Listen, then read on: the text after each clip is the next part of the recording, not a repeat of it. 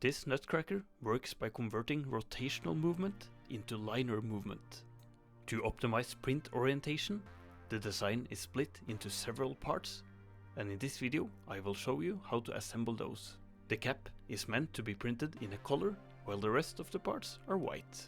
Some of the parts need support material during the printing process, and that must be removed before assembly can take place. We begin assembly by pressing the white numbered pins into the mushroom cap. The pins are numbered and slightly conical, allowing them to snap securely into the correct holes. There are 3 longer unnumbered pins, save those for later. Once the numbered pins are in place, the cap can be set aside.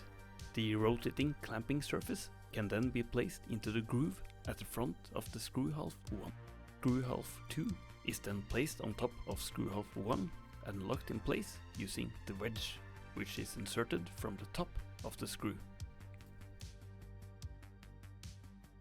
The screw is then inserted into the lower half of the mushroom cap. Make sure that the screw is seated all the way down into the hexagonal hole before placing the mushroom cap on top, locking the screw in place. Everything is then locked together by inserting the 3 locking pins.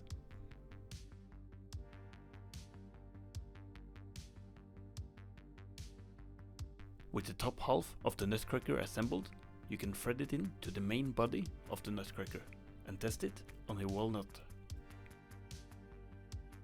The threads convert rotation to linear movement and the nut is cracked.